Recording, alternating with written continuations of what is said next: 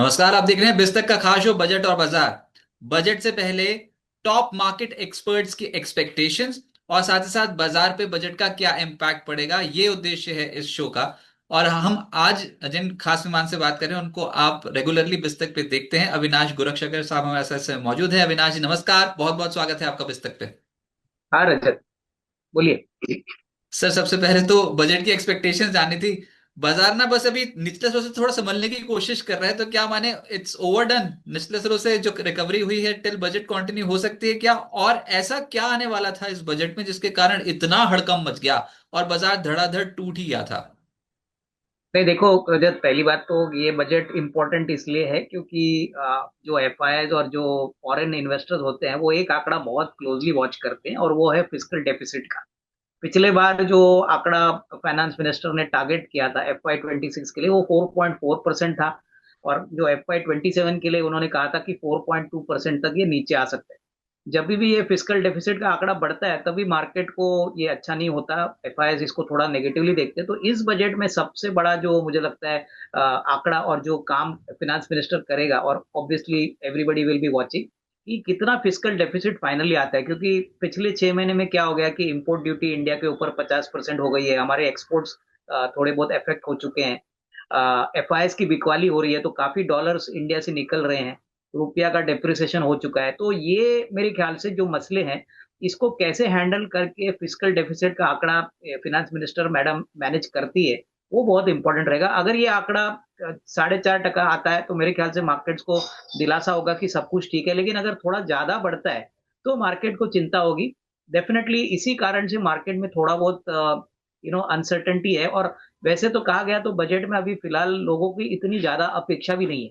Budget के 15-20 दिन पहले प्री बजट रैली होती है, बट इस बार तो कुछ भी नहीं था। तो मार्केट शायद वेट कर रही है कि इस बार क्या आएगा, क्योंकि ऑलरेडी जीएसटी कट्स हो चुके हैं, इंटरेस्ट रेट्स आरबीआई ने काटे हैं। तो अभी क्या आ सकता है? तो मेरे ख्याल से डेफिनेटली थोड़ा सा वेट एंड वॉच पे ही मोड़ रुका है, और उसीलिए शायद आपको ये वोलेटिलिटी दिख रही है। अर्थव्यवस्था को बूस्ट भी मिल जाए, ऐसे जियोपॉलिटिकल कंसर्न जो डेवलप हो रहे हैं उससे थोड़ा इंडस्ट्री को राहत भी मिल जाए और बाजार भी खुश हो जाए। आपकी टॉप एक्सपेक्टेशंस की? देखिए, पहली बात तो अगर एक्सपेक्टेशन की बात करें तो दो तीन एक्सपेक्टेशन मैंने जॉट डाउन कर दिए। मुझे लगता है कि शायद गवर्नमेंट सोचेगा इसके बारे में। पहला तो मुझे लगता है कि गवर्नमेंट एमएसएमई सेक्टर के लिए कुछ करेगा मेरे ख्याल से, क्योंकि इंडिया का मैन्युफैक्चरिंग बेस एमएसएमई और एसएमई सेक्टर से बनता है। करीबन 25% हमारा जीडीपी वहां से आता है। तो हो सकता है कि एमएसएमई सेक्टर के ऊपर कोई पैकेज या कोई रियायत या कंसेशन गवर्नमेंट अनाउंस करे, क्योंकि यही से ग्रोथ आएगा। क्योंकि government make in India encourage करना चाहती है। अब कुछ डिफेंस में तो ऑलरेडी चालू किया है, बट इंडियन गुड्स में मुझे लगता है कि मैन्युफैक्चरिंग जो कैपेसिटी है वो बढ़ाने के लिए जो छोटे उद्योग है उनको शायद थोड़ा सा एक फिजिकल बेनिफिट आ सकता है। दूसरा मुझे लगता है कि जो एग्रीकल्चर सेक्टर है, देखिए एग्रीकल्चर हमारा बेस है। मोदी जी ने पहले भी कहा है कि वो हमारे फार्मर्स को प्रोटेक्ट करना चाहते हैं, कोई इंपोर्ट्स अलाउ नहीं करेंगे। तो एग्रीकल्चर सेक्टर को लेके शायद एलोकेशंस बढ़ेंगे। उसके बाद जो नॉर्मल इंफ्रास्ट्रक्चर सेक्टर्स है, जहाँ पे रोड्स है, उसके बाद पोर्ट्स है, इलेक्ट्रिसिटी है, ये सेक्टर्स पे पैसा डेफिनेटली खर्चा होगा। लेकिन डिफेंस पे हमको लगता है कि इस बार मरीन डिफेंस को लेके हो सकता है कि बड़े एलोकेशन अनाउंस हो सकते हैं। मरीन डिफेंस का मतलब है जो कंपनियां बेसिकली मरीन में काम करती है, जैसे कोचिन शिपयार्ड हो गया, मजगांव डॉक हो गया, गार्डन रीच हो गया। तो यहाँ पे आई थिंक इन्वेस्टर्स को मेरे ख्याल से थोड़ा सा वॉच और फोकस करना चाहिए, और हो सकता है कि ये एरिया पे अच्छी खासी इन्वेस्टमेंट्स आए। तो मेरे ख्याल से देखिए, ओवरऑल तो हेल्थ केयर है, हॉस्पिटल्स है, ये सिरे सारे चीजों के ऊपर भी गवर्नमेंट पैसा खर्चा करेगा। बट सबसे ज्यादा मुझे लगता है कि शायद एग्रीकल्चर होगा, और मेरे ख्याल से एमएसएमई होगा, क्योंकि गवर्नमेंट के पास अभी स्कोप देने के लिए बहुत कम है। तो जितना भी हो सके वो कोशिश करेगी कि सारे इन सेक्टर्स को थोड़ा थोड़ा अगर बेनिफिट मिलता है तो वापस इकोनॉमी में ग्रोथ का मोमेंटम जारी रहे। शेयर बाजार में निवेशकों को कुछ मिलेगा क्या? आपकी कुछ मांग है कैपिटल गेन टैक्स को लेकर या फिर उसके टेन्योर को लेकर, उसकी अवधि को लेकर, कि 1 साल से बढ़ा दो भाई? लॉन्ग टर्म वाला तो फंस ही गया है, 1 साल में तो कुछ पैसा बना भी नहीं। और दूसरा एसटीटी, इसमें कुछ राहत दे दे सरकार। नहीं, बिल्कुल। देखिए रजत, ये बातें हर बजट में आती है और हम हर बजट में मान के चलते हैं कि कुछ ना कुछ आएगा। मुझे लगता है कि देखिए, मेरी तो कोई एक्सपेक्टेशन है नहीं, क्योंकि हम एक्सपेक्टेशन करते हैं तो फिर बाद में निराश होते हैं। बट मेरे ख्याल से कैपिटल गेन्स टैक्स का अगर पीरियड 1 ईयर का 2 ईयर होता है तो मेरे ख्याल से वो अच्छी बात रहेगी। बट अदरवाइज एक बात ऐसी भी है कि मार्केट उसको कैसे रीड करता है।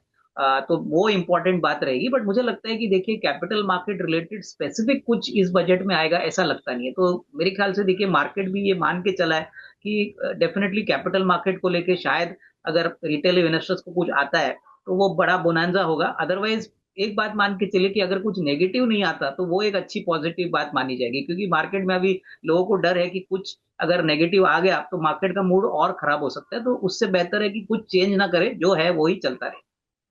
सर आपकी तो इतनी इंस्टीट्यूशनल इन्वेस्टर से बात होती रहती है, वो कुछ भी चाहते हैं ऐसा बजट में जिससे कुछ मार्केट को राहत मिले? एफआईज वैसे नहीं खरीद रहे, जो भी पैसा आ जा रहा है वो घरेलू इंस्टीट्यूशंस का ही जा रहा है, तो कुछ तो सपोर्ट जो शेयर मार्केट में इन्वेस्टमेंट करते हैं उनको भी मिलना चाहिए, जिसको अक्सर सरकार भूल जाती है इस तबके को। और पिछली बार तो कैपिटल गेन टैक्स को 12.5% कर दिया था। नहीं सर, देखो रजत, मुझे लगता है कि लोगों को तो चाहिए कि कैपिटल गेन्स टैक्स पूरी तरह से हटाए। और मेरे ख्याल से जो भी रेवेन्यू लॉस होता है वो कहीं और जरिए से वो रिकवर करे, क्योंकि देखिए इंडिया में 15-16 करोड़ डीमैट अकाउंट है। आप सोचिए, हम 140 करोड़ की आबादी वाली कंट्री है और मुश्किल से 15-16 करोड़ डीमैट अकाउंट है। तो सही मायने में जैसे आपने कहा कि इक्विटी को एनकरेज करना चाहिए, बट अनफॉर्चुनेटली ये बातें पॉसिबल होती नहीं है। और मेरे ख्याल से इस पे काफी डिस्कशन भी पहले हो चुका है। तो मुझे लगता है कि देखिए मांग तो डेफिनेटली सबकी है कि कैपिटल गेन्स टैक्स जाए, बट ये ऐसा लगता नहीं है। एसटीटीटी भी बहुत साल पहले लॉन्च हो गया था, मुझे नहीं लगता अभी वो कम होगा, या मेरे ख्याल से वो हटा ही देंगे, क्योंकि गवर्नमेंट को रेवेन्यू मिल रहा है। तो मेरे ख्याल से थोड़ा सा भी अगर रियायत मिलती है, 1 साल का 2 साल होता है, तो मेरे ख्याल से वो एक अच्छी बात रहेगी। आई थिंक मार्केट कम से कम थोड़ा सा तो बेनिफिट एक्सपेक्ट करेगा। हालांकि पूरा कैपिटल गेन्स टैक्स हटाना शायद थोड़ा सा प्रीमेच्योर भी हो सकता है। पर ये ऑप्शंस ट्रेडिंग जो करते हैं उनको भी तो बहुत चपत लगी होगी इस मार्केट में, तो उस पे भी तो ये एसटीटी वगैरह बहुत लागू है। तो ये जो स्पेक्युलेटिव एक्टिविटीज होती हैं, इसके ऊपर कुछ फैसला कड़ा हो सकता है क्या इस बजट में? वित्त मंत्री फिर से कुछ कड़ा एक्शन ले सकती हैं? नहीं बिल्कुल, देखिए अभी जो भी अनाउंसमेंट्स फाइनेंस मिनिस्ट्री और सेबी से आई है, उन्होंने एक बात तो क्लियर किया है रजत, आप भी जानते हो कि रिटेल इन्वेस्टर को वो एफएनओ से बिल्कुल निकालना चाहते हैं। और उसके लिए उन्होंने बहुत सारे ब्लॉकेजेस और बहुत सारे रूल्स रेगुलेशंस अनाउंस किए। गवर्नमेंट नहीं चाहती कि कोई आम निवेशक एफएनओ ट्रेडिंग करे। तो जिनको कैपेसिटी है, जो ट्रेड कर सकते हैं, जो लॉस ले सकते हैं, उनके लिए मेरे ख्याल से देखिए एसटीटी भरना कोई बड़ी बात नहीं है, क्योंकि फाइनली ट्रेडिंग से आप कमाते हो तभी आप एसटीटी भरते हो। तो मुझे लगता है कि क्या है ना कि रिटेल इन्वेस्टर्स के लिए अगर कुछ स्पेसिफिकली गवर्नमेंट करता है, उनको प्रोटेक्ट करने के लिए, क्या उसको इनकरेज करने के लिए, तो वो अच्छी बात रहेगी। मुझे नहीं लगता है ऑप्शन ट्रेडिंग में कोई रियायत मिलेगी। इनफैक्ट मुझे तो लगता है कि शायद रूल्स और भी सख्त किए जाएंगे, क्योंकि गवर्नमेंट क्लियर है कि रिटेल को इसमें नहीं पार्टिसिपेट करना चाहिए। अच्छा, अब थोड़ा जो जियोपॉलिटिकल सिनेरियो इस समय डेवलप हो रहा है उसमें ये कि हमने ईयू के साथ भी फ्री ट्रेड एग्रीमेंट कर दिया, और हमने यूके के साथ भी पहले कर लिया था। यूएई में भी प्रधानमंत्री हो आए हैं, और वहां से भी बहुत ही अच्छे अच्छे बातें वहां की जगह यूएई में भी हमारे बहुत ही अच्छे ताल्लुकात होते चले जा रहे हैं। और चाइना से भी हम बहुत अच्छी अच्छी बातें कर रहे हैं अभी। डोनाल्ड ट्रंप को ये सब कुछ दिख रहा होगा सर, नहीं कि मेरे को बिल्कुल अलग कर देखिए। दिया है, बाकी सब लोग एक साथ ही घूमी जा रहे हैं, और कोई कभी कार में बैठ जाता है, कोई कभी किसी से बात कर रहा होता है। तो ये तो उनको दिख रहा होगा, प्रधानमंत्री मोदी कार में बैठते हैं, डोनाल्ड ट्रंप के साथ तो बैठे नहीं। नहीं बिल्कुल, देखिए अभी तो ऐसा है कि अभी तो काफी वक्त निकल चुका है और अभी देर हो चुकी है। तो मुझे लगता है कि देखिए डोनाल्ड ट्रंप साहब का भी टाइम थोड़ा सा अभी ऐसा है कि अभी वो अगले 1-2 महीने में कुछ करते नहीं है, तो उनके लिए दिक्कतें बढ़ेंगी। देखिए यूएस इकोनॉमी की अगर हम बात करें ना, तो ऑलमोस्ट 80% या 90% वो इम्पोर्टिंग इकोनॉमी है, यानी वो खुद कुछ बनाते नहीं। तो कहीं ना कहीं देखिए हमारे लिए तो अभी तकलीफ ये है कि हमने रशियन ऑयल खरीदा तो उन्होंने वापस 25% ड्यूटी लगाई। हमारा इंपोर्ट ड्यूटी अभी 50% हो चुका है।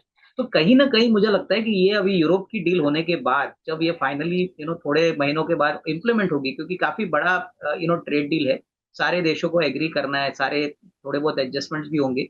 बट ये एक क्लियर सिग्नल है कि सारी दुनिया अभी इंडिया के साथ हाथ मिला रही है, क्योंकि वो अच्छी तरह से पॉजिटिवली ट्रेड करना चाहती है। यूएस में ट्रम्प साहब अभी भी हट के ऊपर बैठे हैं, और अगर उनका डिमांड अनरीजनेबल है तो मुझे लगता है कि उन्हीं के लिए तकलीफ वाली बात होगी। लेकिन ड्रिल कम से कम मार्च एंड तक होनी चाहिए, ऐसा मुझे लगता है। नहीं, आपको सच्ची लगता है ये मार्च एंड तक हो जाए? स्कॉट बेसेंट जी बोल रहे हैं कि 25% के जो एक्स्ट्रा टैरिफ लगे थे इंडिया के ऊपर उसको रिड्यूस कर देंगे, अब उसको हटा देंगे, क्योंकि हम रशिया से तेल नहीं खरीदते। और उनके जो राजदूत थे वो बोल गए थे कि सब कुछ बहुत अच्छा अच्छा, बहुत अच्छा बहुत अच्छा, ऐसे करके गए थे, हो जाएगी जल्दी ट्रेड डील। और कल डोनाल्ड ट्रंप ने भी बहुत बधाई दे दी 26 जनवरी को। कि इंडिया को बहुत बधाई दी थी, मोदी साहब को भी बहुत बधाई दी थी। तो लगता है कि ट्रेड डील हो जाएगी सर, इतने आसानी से मान जाएंगे, या फिर सच्ची में फंसा के रखना चाहते हैं कि भैया ये नहीं एंगल एक बार फंसा ही दो, एक बार इस नहीं, बार तो देखिए फिर से। देखिए यूरोप के साथ जो उन्होंने किया है, आप यूरोप के टर्म्स कंडीशंस देखोगे तो यूएस के जो भी गुड्स यूरोप में जाते हैं उनको जीरो ड्यूटी लगेगी। लेकिन यूरोप अगर यूएस को एक्सपोर्ट करता है तो उनको 15% लगेगी। तो ट्रम्प साहब तो बहुत टफ नेगोशिएटर है। वो चाहते हैं कि सब कुछ सब फायदा उनको ही मिले। लेकिन हमने भी हमारे प्रधानमंत्री ने भी क्लियर किया है कि जो एग्रीकल्चर रिलेटेड जो प्रोडक्ट्स है, डेयरी रिलेटेड प्रोडक्ट्स है, वहां पे वो बिल्कुल कोई भी इंपोर्ट अलाउ नहीं करेंगे। और यही बात पे मुझे लगता है कि ट्रेड डील अटका हुआ। तो देखिए टाइम अभी जितना लगा है उतना ही लगेगा, और मुझे क्या लगता है कि कहीं ना कुछ तो दोनों साइड्स में एडजस्टमेंट होगा। बट डेफिनेटली जो प्रिंसिपली इंडिया ने बोला है कि हम हमारे एग्रीकल्चर फार्मर को और डेयरी का जो सेक्टर है उसको हम बिल्कुल कोई थ्रेट देना नहीं चाहते, यही बात पे चीज अटकी है। बाकी सारे चीजों पे मुझे नहीं लगता है कोई प्रॉब्लम है। तो देखते हैं, मेरे ख्याल से देखिए ट्रम्प साहब अभी मार्च में आने का प्लान कर रहे हैं इंडिया को। हो सकता है कि तभी पर्सनली वो डील साइन करके दे दे, क्योंकि अगले महीने में मैं समझता हूँ कि कनाडा के प्राइम मिनिस्टर भी इंडिया आ रहे हैं। तो कहीं ना कहीं देखिए ये सारी बातें उनको पता है। उनको मालूम है कि दूसरे देश इंडिया के साथ ट्रीटी कर रहे हैं, तो कहीं ना कहीं वो ये भी उनका डर है कि वो ही must not lose the race, क्योंकि ज्यादा रुकावट से उन्हीं का नुकसान होगा। लेकिन ना, जब पिछली बार वित्त मंत्री ने बजट पेश किया था तो डोनाल्ड ट्रंप तब फ्रेश फ्रेश बोलना शुरू किया क्या था, उन्होंने टैरिफ्स लगा दिए थे, वो तख्ती पकड़ के खड़े हो गए थे एक बार व्हाइट हाउस के सामने, उन्होंने टैरिफ बता दिए थे सारे के सारे, उसके बाद फिर पोस्टपोन कर दिया था, नवंबर में लगाएंगे, सितंबर में लगाएंगे, ऐसी बातें करनी शुरू कर दी थी। लेकिन वित्त मंत्री को पता था कि कुछ ना कुछ तो अब हो गया है जो अर्थव्यवस्था को हिला सकता है, तो उन्होंने फिर कंजम्पशन को बढ़ावा देने वाला बजट दिया। उसके बाद फिर साल अंत होते होते जीएसटी 2.0 रिफॉर्म दिया, और ये दोनों ही चीजें आम आदमी से रिलेटेड हैं। तो इस बार भी क्या कोई आम आदमी को कोई बहुत बड़ी राहत वित्त मंत्री देंगे या फिर इस बार हाथ बंधे में? ये देखिए ऑलरेडी रजत आपको भी पता है कि जीएसटी का जो कटौती था वो बहुत बड़ा कटौती था, और वो ऑलरेडी गवर्नमेंट ने दी है। अभी आप कहोगे कि इसके बाद मुझे और एक्स्ट्रा चाहिए, तो वो थोड़ा सा प्रीमेच्योर होगा। तो मैं समझता हूँ कि कहीं ना कहीं देखिए कंजम्पशन को बढ़ाने के लिए कोई ना कोई कदम तो गवर्नमेंट जरूर उठाएगा। Agriculture, infrastructure, defence, health care, ये सारे ग्रोथ सेक्टर्स है हमारे लिए। बट स्पेसिफिकली अगर आप ये कहोगे कि रिटेल को और थोड़ा कंजम्पशन के लिए बूस्ट मिले, तो मुझे नहीं लगता कि अभी कोई जगह है। क्योंकि देखिए ऑलरेडी Q3 में जो एक्सपेक्टेशन थी कि नंबर्स अच्छे आएंगे, अभी तक पूरी तरह से उसका इम्पैक्ट आया नहीं है। आप कंज्यूमर ड्यूरेबल्स देखिए, बैंक्स देखिए, डिस्क्रिशनरी बाइंग देखिए, तो अभी भी थोड़ा सा बाइंग स्लो है। और मैनेजमेंट कमेंट्री जो हमने सुनी है उसमें यही कहा है कि शायद जनवरी और मार्च के क्वार्टर में थोड़ा और ग्रोथ मोमेंटम आएगा, बट अक्टूबर टू दिसंबर में इमीडिएटली कुछ आया नहीं।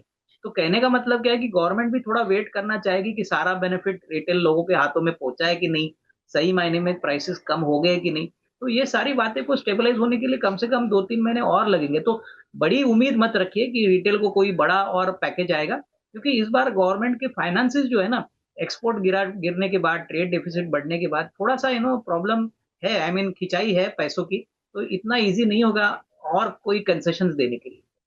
तो मतलब टैक्स वगैरह, राहत वगैरह सब कुछ भूल जाएं फिर तो, चाहे नए हैं चाहे ओल्ड हैं, वैसे के वैसे ही, मतलब नए रिजम या फिर ओल्ड रिजम वाले बस ऐसे ही, बस इस बार हाँ, देखते रहें, बजट देखें और चुपचाप और बैठें, आम आदमी के हाथ कुछ नहीं लगने वाला। रजत जी एक बात जो मैं बताना भूल गया, अभी तो 1 अप्रैल से नया डायरेक्ट टैक्स कोड जारी हो जाएगा। तो सर वहां पे लोगों की नजर रहेगी, क्योंकि देखिए वो ऑलरेडी काम हो चुका है। अप्रैल 1 से वो इमीडिएटली इंप्लीमेंट हो जाएगा। तो मुझे नहीं लगता है कि अभी कोई कटौती या कोई चेंजेस आएगा, बिकॉज गवर्नमेंट ने पूरी तरह से तैयारी की है कि नया direct tax code will be implemented from April 1। आप बार बार कह रहे हैं इंडस्ट्री को राहत देने के लिए कुछ स्टेप्स उठाए जा सकते हैं, तो उसमें कुछ कस्टम ड्यूटी कट की बात हो रही है क्या इस बार? मार्केट में ऐसी सुगबुगाहट है कि हो सकता है कि इंडस्ट्री को कस्टम ड्यूटी कट की सौगात दे दें वित्त मंत्री। देखिए क्या अभी ऐसा पॉसिबल है? ठीक है, अभी यूरोप का डील हो गया है, तो अभी तो क्लियर है कि कुछ देना ही पड़ेगा तभी आपको कुछ मिलेगा। तो कहीं ना कहीं देखिए ऑटोमोटिव सेक्टर के लिए जो इंपोर्टेड गाड़ियां हैं, जहाँ पे 100% ड्यूटी होती थी, वहां पे 40% होगा। तो कहीं ना कहीं थोड़ा सा कंपटीशन इंडियन कंपनीज को देखना पड़ेगा। देखिए अभी ऐसा कोई मॉडल नहीं है जो सस्ता मॉडल है यूरोप से। बट जो हायर एंड लग्जरी वाले ऑटोमोबाइल व्हीकल्स है, वहां पे हो सकता है कि थोड़ी बहुत दिक्कत हो। और कहीं अगर कस्टम्स ड्यूटी अगर कम होती है, तो जो कंपनियां ज्यादातर इंपोर्ट करती है, जैसे कि इलेक्ट्रिक व्हीकल की गाड़ियां हैं, जहाँ पे काफी बैटरी को लेके दूसरे पार्ट्स को लेके इंपोर्ट होता है, तो वहां पे कोई ना कोई रियायत हो सकती है। बट मुझे लगता नहीं है कि देखिए ऑल राउंड कस्टम्स को बेसिकली एक खुली छूट दी जाएगी। एक बेंचमार्क लेवल अनाउंस किया जाएगा। यूरोप का जो डील हुआ है उसमें तो लग रहा है कि 40% ड्यूटी करके वो वहाँ की जो गाड़ियां है, वहाँ की जो ऑटोमोबाइल कंपनी, उनको थोड़ा सा एक इंडियन मार्केट का फ्लेवर देना चाहती है। और ये मेरे ख्याल से डील के पॉइंट ऑफ व्यू से है कि हमको अगर उनके मार्केट में जाके कुछ बेचना है तो हमारा मार्केट भी उनके लिए खोल खोल के रखना पड़ेगा। तो definitely I think custom duty across the board cut होगी, बट कितनी होगी वो मेरे ख्याल से आगे देखना पड़ेगा। कैपेक्स में इजाफा होगा या फिर उतना हाथ बंधे में कि कैपेक्स में भी सरकार एग्रेसिव नहीं होगी? एक पक्ष बाजार में ये सोच के चल रहा है कि नहीं कैपेक्स नहीं बढ़ेगा, दूसरा बोल रहा है नहीं एग्रेसिव रहेगी सरकार। 11.21 लाख करोड़ रुपीस का कैपेक्स था जो पिछली बार बजट में तय हुआ था, इसमें कितना बदलाव हो सकता है इस आंकड़े में? नहीं, मेरे ख्याल से देखिए, पिछले साल ज्यादा बड़ा नहीं, बट इस साल हो सकता है कि गवर्नमेंट थोड़ा सा इसको थोड़ा रीजनेबली और बढ़ाए, क्योंकि प्राइवेट सेक्टर कैपेक्स बहुत पीछे पड़ा है। जिस प्रकार का कैपेक्स प्राइवेट सेक्टर को करना चाहिए, अभी रिसेंटली जो आंकड़े आ गए हैं उसमें एक बात तो क्लियर है कि प्राइवेट कैपेक्स ने उतना कैपिटल एक्सपेंडिचर नहीं किया है, तो इसीलिए गवर्नमेंट को सपोर्ट कहीं ना कहीं देना पड़ेगा। देखिए, अगर हम 6.5-7% का जीडीपी ग्रोथ टारगेट करते हैं, तो जो इन्वेस्टमेंट होता है, कैपिटल फॉर्मेशन होता है, वो कहीं ना कहीं तो गवर्नमेंट को लगाना पड़ेगा। तो हो सकता है कि इस बार थोड़ा सा पिछले साल के मुकाबले में कैपिटल एक्सपेंडिचर का प्रोग्राम थोड़ा ज्यादा बढ़े। और ये जरूरी भी है, क्योंकि अदरवाइज क्या है कि इंडिया का जीडीपी ग्रोथ जो है वो बहुत इंपॉर्टेंट है। तो प्राइवेट सेक्टर अगर नहीं करता है तो गवर्नमेंट के पास मेरे ख्याल से ऑप्शंस कम रहेंगे, और गवर्नमेंट को डेफिनेटली इसको फंड करना पड़ेगा। पैसे कहाँ से लाएगी सरकार? आप ही तो बोल रहे हो कि कंस्ट्रेंट है इस बार, तो ये तो उधारी लेनी पड़ जाएगी, फिर बोरोइंग बढ़ जाएगी, बोरोइंग बढ़ जाएगी तो नहीं, देखिए, फिर अभी बहुत। अभी जो बातें हो रही है मार्केट में, ऐसा बताया जा रहा है कि पीएसयू को लेके डाइवेस्टमेंट का बात वापस छिड़ेगी। हालांकि पीएसयू डाइवेस्टमेंट बहुत पुअर ट्रैक रिकॉर्ड है गवर्नमेंट की, इतना पैसा मिला नहीं है, लेकिन बहुत सारी अच्छी पीएसयू कंपनीज है। और अगर गवर्नमेंट चाहे तो अच्छी तरह से वहां पे एनकैश कर सकती है, तो वो एक जरिया है जहाँ पे अच्छा पैसा गवर्नमेंट को मिल सकता है। बट हाँ, अगेन, कितना कंसोलिडेशन उधर होगा, कौन सी कंपनीज आइडेंटिफाई होगी, कितना टारगेट होगा, क्योंकि हर बार हम टारगेट सुनते हैं गवर्नमेंट से, लेकिन वो टारगेट का 50% भी गवर्नमेंट अचीव नहीं पाई है। तो डेफिनेटली मुझे लगता है कि ये ऑप्शन हो सकता है कि फाइनेंस मिनिस्टर इस बार बात करेगी कि पीएसयू डाइवेस्टमेंट एक बड़ा जरिया हो सकता है, और हम चाहेंगे कि इससे गवर्नमेंट को पैसा मिले। पीएसयू स्टॉक्स तो पहले ही बहुत बुरी तरह कचर दिए गए हैं, तो पीएसयू से याद आया सर, डिफेंस पे एलोकेशन बढ़ेगा, रेलवे पे सरकार बहुत एग्रेसिव है लेके कि मॉडर्न टेक्नोलॉजी का यूज किया जाए रेलवेज में। और हम देख भी रहे हैं वंदे भारत जैसे जो प्रोजेक्ट्स हैं उन्होंने कितने कम समय में इतनी ज्यादा कामयाबी हासिल की है। इस बजट में आप क्या एक्सपेक्टेशन लेकर चल रहे हो डिफेंस से और रेलवे से? और जो सबके मन में सवाल है वो ये, फिर स्टॉक्स क्यों नहीं चलते अगर एलोकेशन सरकार बढ़ाने जा रही है तो? नहीं, देखिए, मुझे लगता है कि क्लियरली जो सेक्टर्स मुझे अच्छे लगते हैं, आई मीन फ्रैंकली स्पीकिंग, देखिए बजट में क्या आएगा वो जरा डिफिकल्ट है अभी कमेंट करने के लिए। लेकिन मुझे लगता है कि जो सेक्टर्स अगले साल 2026 में अच्छा करेंगे, उसमें तो एक सीमेंट हो सकता है। सीमेंट में मुझे लगता है कि कैपेसिटी और डिमांड सप्लाई अच्छी तरह से बैलेंस हो चुकी है। उसके बाद जो इंफ्रास्ट्रक्चर है, कैपिटल गुड्स वाला सेक्टर है, वो भी अभी वापस बाउंस बैक करेगा। काफी इंडस्ट्रियल एक्टिविटी हमने देखी है। उसके बाद ऑटो है, ऑटो कंपोनेंट्स है, होटल्स और हॉस्पिटैलिटी सेक्टर है, ये डेफिनेटली आपको होगा। और रेलवेज और डिफेंस में तो मुझे लगता है कि गवर्नमेंट डेफिनेटली पैसा ज्यादा डालेगी, क्योंकि ये ऐसे सेक्टर्स है जो बहुत क्रिटिकल है। और डिफेंस में तो हमने देखा है कि 3-3 महीने के बाद बड़े बड़े ऑर्डर्स डिफेंस कंपनीज को मिलते हैं। तो मुझे लगता है कि डिफेंस में, मरीन डिफेंस पे ज्यादा शायद इस बार गवर्नमेंट का फोकस होगा। मरीन डिफेंस यानी जो कंपनीज बेसिकली सबमरीन या वॉरशिप्स बनाती है, जैसे कि कोचिन शिपयार्ड हो गया, माजगांव डॉक हो गया, गार्डन रीच हो गया। तो ये एक ऐसा सेक्टर है जहाँ पे बहुत सारा इन्वेस्टमेंट वो इनवाइट भी कर सकती है फॉरेन कंपनीज से, और इंडियन कंपनीज को भी कोई पैकेज अनाउंस कर सकती है। तो मोटा मोटी ये सारे सेक्टर्स पे फोकस रखना चाहिए। अदरवाइज मुझे लगता है कि जैसे आपने कहा कि देखिए, ये बजट एक दिन का होता है, उसके बाद पूरा 1-2 दिन जाता है समझने के लिए कि एक्चुअली क्या बेनिफिट मिला है। बट ओवरऑल मुझे लगता है कि अभी जिस लेवल पे मार्केट है, मुझे लगता है कि सेंटिमेंट इंप्रूव करने के लिए कुछ ना कुछ गवर्नमेंट करना चाहिए। अगर वो कैपिटल मार्केट होता है तो बहुत अच्छा, अगर एमएसएमई ओरिएंटेड इन्वेस्टमेंट या कैपिटल इन्वेस्टमेंट पे अगर कोई बड़ी रियायत इनको देता है तो वो अच्छी बात है। प्राइवेट सेक्टर में भी अगर वो अच्छा कोई स्कीम अनाउंस करते हैं, जैसे मुझे याद है काफी साल पहले इन्वेस्टमेंट अलाउंस नाम की एक स्कीम थी जो प्राइवेट इन्वेस्टमेंट को दी जाती थी। तो ये अगर वापस री इंट्रोड्यूस होती है या उसको नए फॉर्म में लॉन्च होता है, तो मेरे ख्याल से प्राइवेट सेक्टर को एक इंसेंटिव मिलेगा नया पैसा इन्वेस्ट करने के लिए। तो ये बातें अगर गवर्नमेंट करती है, आई मीन फाइनेंस मिनिस्टर करती है और इम्प्लीमेंट करती है, तो मुझे लगता है कि मार्केट्स को डेफिनेटली थोड़ा सा एक रिलीफ मिलेगा। क्योंकि क्लियरली कैपिटल मार्केट डायरेक्टली अगर कोई बोले तो मुझे नहीं लगता है किसी को कोई बड़ी छूट मिलेगी, इसमें तो कोई डाउट नहीं लग रहा है। अच्छा, ये तो सब अच्छी अच्छी बातें हो गई कि बजट में ये होगा तो फिर ऐसा होगा मार्केट में। ऐसा क्या खराब हो सकता है और कितना खराब हो सकता है पोस्ट बजट मार्केट? क्योंकि बाजार बजट से पहले कोई प्री बजट रैली पकड़ नहीं पाई, आप इन्हें बोला। और अभी भी जब आपकी हमारी बात हो रही है तो कोई एक पुल बैक तो है, लेकिन वो लेवल्स तो हम छोड़ आए जो ऑल टाइम हाई लेवल्स थे। तो कितना डाउनसाइड मार्केट के लिए खुला है अगर बजट डिसअपॉइंट कर गया मार्केट्स को तो? ठीक है, मुझे लगता है कि बजट ने अगर डिसअपॉइंट कर दिया, मान के चलिए अगर बजट में कुछ भी नहीं आया, it is just a normal budget जहाँ पे कोई बड़ा अनाउंसमेंट नहीं है, तो सबसे बड़ी दिक्कत है कि एफआईआईज और तेजी से स्टॉक्स बेचेंगे। इनफैक्ट जब तक इंडिया यूएस ट्रेड डील होती नहीं है तब तक उनका बिकवाली का प्रेशर जारी रहेगा। दूसरा, रुपया वीक हो चुका है तो इनके लिए, इंडियन एक्सपोर्टर्स के लिए दिक्कत भी है कि बेसिकली रुपया वीक हो चुका है। तीसरा, मैं अगर देखूं तो जो प्राइमरी मार्केट का जो सप्लाई है, देखिए अल्टीमेटली मार्केट में डिमांड सप्लाई काम करता है। इतना सारा डिमांड सप्लाई पेपर आ गया है कि काफी मेन बोर्ड की कंपनियां हैं, एसएमई की कंपनियां हैं, अच्छा हो कंपनी खराब हो कंपनी, लेकिन फिर भी आईपीओ क्लियर होता है। तो ये जब तक पाइपलाइन थोड़ा कम नहीं होता है, वहां पे थोड़ा बहुत इक्विलिब्रियम नहीं आता, तब तक बाजार की जो पोजीशन है वो बहुत खराब है। क्योंकि हम देखते हैं कि जब भी बाजार बढ़ता है, प्राइमरी मार्केट से और 5 या 10 आईपीओ आते हैं। अभी मार्च में मैं पढ़ रहा था कि फोन पे का आईपीओ आ रहा है, उसके बाद और बड़े कंपनीज आ रहे हैं। तो जब तक ये सप्लाई साइड से प्राइमरी मार्केट में बहुत ज्यादा पेपर आएगा, तो वो भी एक कारण है कि मार्केट बढ़ेगा। तो मेरे ख्याल से बजट अगर ठीक ठाक, थोड़ा सा भी ठीक ठाक आता है तो अच्छी बात है, लेकिन अगर कुछ भी नहीं आया तो मार्केट में बिकवाली का प्रेशर आ सकता है। क्योंकि इसमें कोई डाउट नहीं कि म्यूचुअल फंड जो भी खरीद रहे हैं, पर्सनली मुझे क्या लगता है रजत, कि वो बेसिकली प्रोमोटर्स को और एफआईएस को एग्जिट दे रहे हैं। एसआईपी का जो मेहनत का पैसा है हमारा, आपका, आप इन सारे निवेशकों का, वो आदमी भरोसा करके म्यूचुअल फंड में पैसा डालता है और हर दिन ये खरीदते हैं, एफआईएस बेचते हैं और प्रमोटर बेचते हैं। तो ये मेरे ख्याल से कहीं ना कहीं गवर्नमेंट के दिमाग में जाना चाहिए। क्योंकि मुझे लगता है कि कहीं ना कहीं देखिए, प्रमोटर भी माल बेच रहे हैं, एफआईएस भी माल बेच रहे हैं और खरीदने वाले म्यूचुअल फंड है, जहां पे रिटर्न मुझे नहीं लगता है अगले 2-3 साल आएंगे। आपको लंबा अवधि है, 3-5 साल, तो ही आप इसमें पैसा बना सकते हो। तो यहाँ पे थोड़ा सा बदलाव आना चाहिए। क्योंकि रियल वैल्यू जो स्टॉक्स की होती है उनको गिरने दीजिए, अगर गिरा है तो कोई बात नहीं, वापस उसके वैल्यू के ऊपर और उसके परफॉर्मेंस के ऊपर स्टॉक चलेगा। बट अगर हम किसी को एग्जिट दे रहे हैं, तो ये क्लियर मेरे ख्याल से रिटेल निवेशकों के अगेंस्ट खराब बात है। इनफैक्ट मैं नहीं चाहूंगा कि मेरा पैसा इस तरह इन्वेस्ट किया जाए। ये तो बड़ी बात कह दी सर। और ये अभी तो ऐसा हो रहा है ना मार्केट में कि पहले तो मिड कैप और स्मॉल कैप्स को कचर के रख दिया था, तो इस समय में तो बड़ी ओवर वैल्यूड चीज है तो उसको तोड़ रहे हैं। बबल था, उसको बर्स्ट हो गया।